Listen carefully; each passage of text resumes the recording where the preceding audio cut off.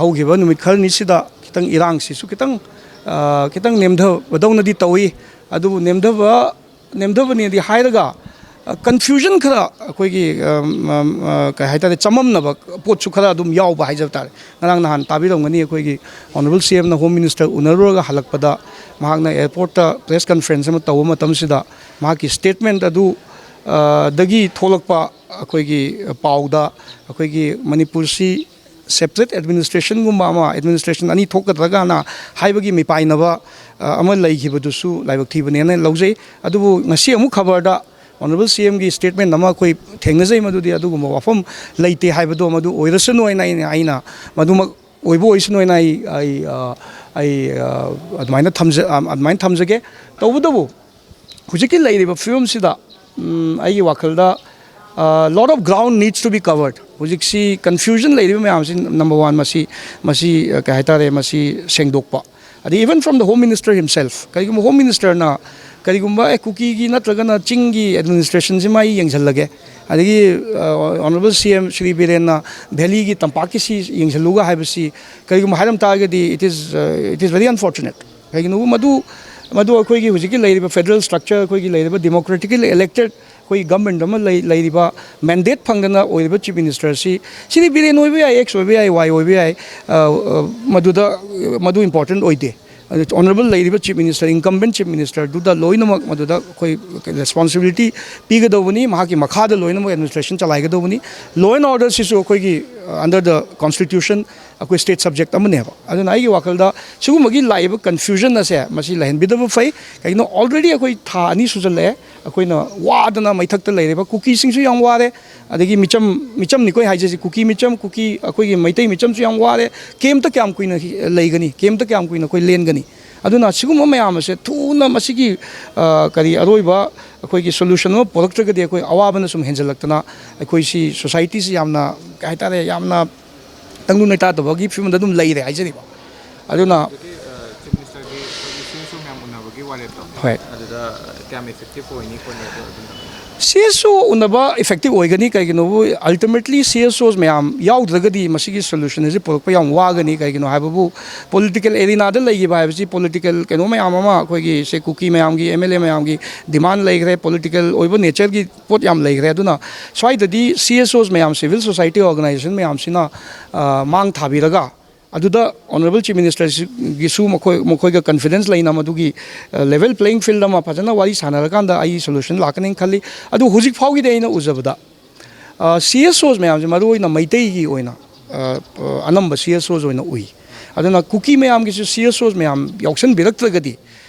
masigi solution si khara ai gi wakalda porakpada ngamdo mandaba aduna ai gi wakalda appeal tongningi masi condition mayam thadoksi condition में हम था दोक्से दी chief minister लोग तो को दोनी दू तो को दोनी दा तो को दोनी अदिगी मसी हाना दू तो दा तो ऐसी नत्ता बता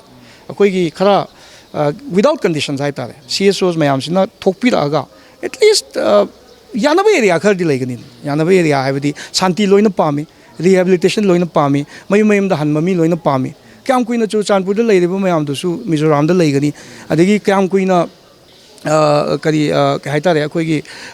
शेरों दगी नत्रगा ते जगह दगी सुगनू दगी लाइव में हमसे केम तक क्या कोई लेगनी यूम दा हन्ना बतावने अदिगी कोई की पाइते वेंग दो ओरो नत्रगा कोई की हॉकी वेंग दो ओरो सिदा कोई न्यू चेकुन दो ओरो मई थादोगा